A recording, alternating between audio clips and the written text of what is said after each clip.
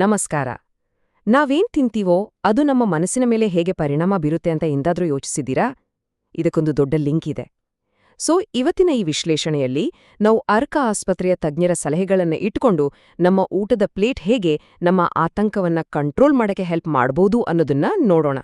ಹಾಗಿದ್ರೆ ಇವತ್ತು ನಾವು ಏನೆಲ್ಲ ಕವರ್ ಮಾಡ್ತೀವಿ? ಮೊದ್ಲು ಆತಂಕದ ಆಹಾರ ಪದ್ಧತಿ ಅಂದ್ರೆ ಏನು ಅಂತ ನೋಡ್ತೀವಿ. ಆಮೇಲೆ ನಮ್ಮ ಕರುಳು ಮತ್ತೆ ಮೆದುಳಿನ ನಡುವೆ ಇರೋ ಸೈಂಟಿಫಿಕ್ ಕನೆಕ್ಷನ್ ಬಗ್ಗೆ ತಿಳ್ಕೊಳ್ತೀವಿ. ಅದಾದ್ಮೇಲೆ ಮನಸ್ಸನ್ನ ಕೂಲ್ ಮಾಡೋ ಆಹಾರಗಳು ಯಾವು, ಟೆನ್ಷನ್ ಜಾಸ್ತಿ ಮಾಡೋ ಆಹಾರಗಳು ಯಾವು ಅಂತ ನೋಡ್ತೀವಿ. ಆಮೇಲೆ ಒಂದು ಸ್ಯಾಂಪಲ್ ಮೀಲ್ ಪ್ಲಾನ್ ಕೂಡ ಇದೆ. ಕೊನೆಗೆ ಊಟ ಬಿಟ್ಟು ಬೇರೆ ಯಾವೆಲ್ಲ ವಿಷಯಗಳು ಮುಖ್ಯ ಅನ್ನೋದರ ಬಗ್ಗೆ ಮಾತಾಡೋಣ. ಸರಿ, ಹಾಗಾದ್ರೆ ಶುರು ಮಾಡೋಣ.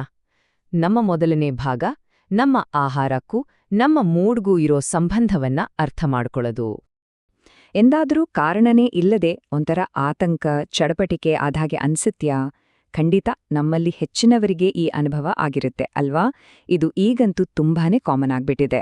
ಆದ್ರೆ ಇದಕ್ಕೆ ಪರಿಹಾರ ನಮ್ಮ ಅಡುಗೆ ಮನೆಯಲ್ಲೇ ಇದೆ ಅಂದ್ರೆ ನಂಬ್ತೀರಾ?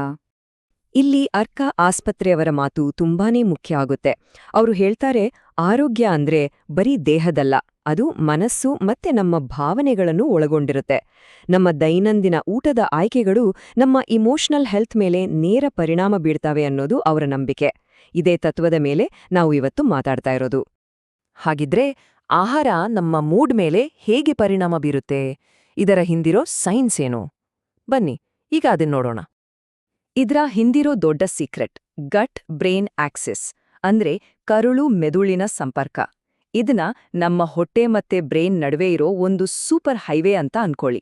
ನಾವ್ ಏನ್ ತಿಂತೀವೋ ಅದೇ ಸೆರೋಟೋನಿನ್, ಅಂದ್ರೆ ನಮ್ಮ ಹ್ಯಾಪಿ ಹಾರ್ಮೋನ್ ಅಂತಾರಲ್ಲ, ಅದನ್ನ ಉತ್ಪಾದಿಸೋಕೆ ಬೇಕಾದ ಕಚ್ಚಾ ವಸ್ತುಗಳನ್ನ ಕೊಡುತ್ತೆ. ಒಂದು ವೇಳೆ ನಾವ್ ಜಂಕ್ ಫುಡ್ ತಿಂದ್ರೆ ಈ ಹೈವೇ ಮೇಲೆ ಟ್ರಾಫಿಕ್ ಜಾಮ್ ಆದ ಹಾಗೆ ಆಗುತ್ತೆ. ಆಗ ಮೆದುಳಿಗೆ ಸ್ಟ್ರೆಸ್ ಮ್ಯಾನೇಜ್ ಮಾಡೋದು ಕಷ್ಟ ಆಗುತ್ತೆ. ಓಕೆ, ಈಗ ಪ್ರಾಬ್ಲಮ್ ಏನು ಅಂತ ಗೊತ್ತಾಯ್ತು. ಹಾಗಾದ್ರೆ ಸೊಲ್ಯೂಷನ್ ಏನು? ನಮ್ಮ ಕಿಚನ್ನಲ್ಲೇ ಇರೋ ಕೆಲವು ಸೂಪರ್ ಹೀರೋ ಆಹಾರಗಳ ಬಗ್ಗೆ ಈಗ ಮಾತಾಡೋಣ. ನಮ್ಮ ಆತಂಕವನ್ನ ಕಡಿಮೆ ಮಾಡೋಕೆ ಯಾವ ಆಹಾರಗಳು ಹೆಲ್ಪ್ ಮಾಡ್ತವೆ ಅಂತ ನೋಡೋಣ. ಮೊದಲನೇದಾಗಿ ಕೊಬ್ಬಿನಾಂಶ ಇರೋ ಮೀನುಗಳು, ಅಂದ್ರೆ ಸ್ಯಾಲ್ಮನ್, ಬಂಗುಡೆ ಈ ಥರ.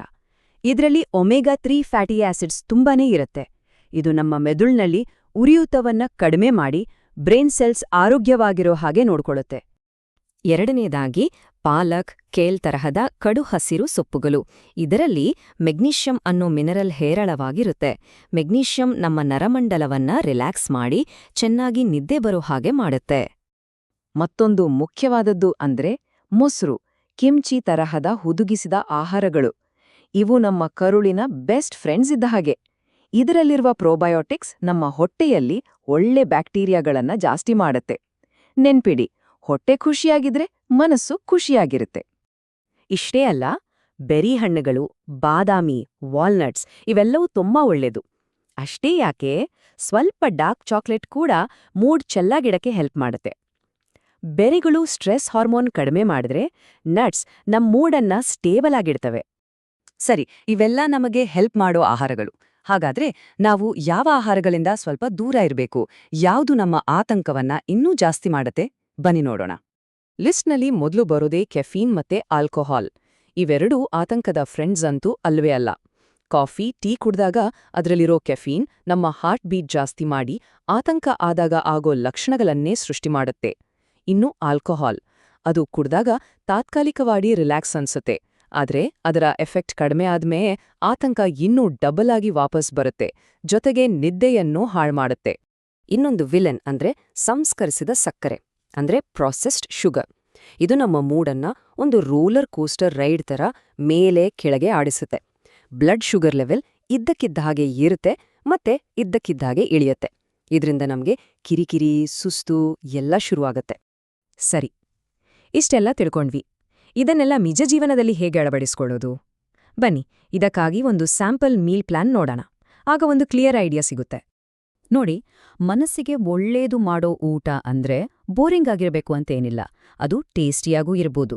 ಉದಾಹರಣೆಗೆ, ಬೆಳಿಗ್ಗೆ ತಿಂಡಿಗೆ ಓಟ್ಸ್ ಜೊತೆ ಬೆರಿಗಳು, ಮಧ್ಯಾಹ್ನಕ್ಕೆ ಪಾಲಕ್ ಸಲಾಡ್ ಜೊತೆ ಗ್ರಿಲ್ ಮಾಡಿದ ಸ್ಯಾಲ್ಮನ್, ಸಂಜೆ ಹೊತ್ತು ಒಂದು ಪೀಸ್ ಡಾರ್ಕ್ ಚಾಕ್ಲೇಟ್, ರಾತ್ರಿಗೆ ಲೈಟಾಗಿ ಗ್ರಿಲ್ಡ್ ಚಿಕನ್ ಮತ್ತೆ ತರಕಾರಿಗಳು. ಇದು ಬ್ಯಾಲೆನ್ಸ್ಡ್ ಡಯಟ್ಗೆ ಒಂದು ಪರ್ಫೆಕ್ಟ್ ಎಕ್ಸಾಂಪಲ್ ಅಲ್ವಾ? ಆಹಾರ ಅನ್ನೋದು ತುಂಬಾನೇ ಮುಖ್ಯ. ಆದ್ರೆ ಅದು ಒಂದೇ ಎಲ್ಲಾನೂ ಅಲ್ಲ. ಮೆಂಟಲ್ ವೆಲ್ನೆಸ್ ಅನ್ನೋದು ಒಂದು ದೊಡ್ಡ ಪಝಲ್ ಇದ್ದ ಹಾಗೆ. ಆಹಾರ ಅದರ ಒಂದು ಪೀಸ್ ಅಷ್ಟೆ. ಇದರ ಜೊತೆ ಇನ್ನೂ ಕೆಲವು ವಿಷಯಗಳು ಸೇರ್ಕೋಬೇಕು. ಹೌದು. ಒಳ್ಳೆ ಊಟದ ಜೊತೆಗೆ ರೆಗ್ಯುಲರ್ ಆಗಿ ಎಕ್ಸರ್ಸೈಸ್ ಮಾಡೋದು, ದಿನಕ್ಕೆ 7ರಿಂದ 9 ಗಂಟೆ ಚೆನ್ನಾಗಿ ನಿದ್ದೆ ಮಾಡೋದು, ಮತ್ತೆ ಸಾಕಷ್ಟು ನೀರು ಕುಡಿಯೋದು, ಇವೆಲ್ಲವೂ ಅಷ್ಟೇ ಇಂಪಾರ್ಟೆಂಟ್. ಈ ಎಲ್ಲ ಸೇರ್ಕೊಂಡಾಗ ಮಾತ್ರ ನಮ್ಮ ಮಾನಸಿಕ ಆರೋಗ್ಯ ಇನ್ನಷ್ಟು ಗಟ್ಟಿಯಾಗುತ್ತೆ.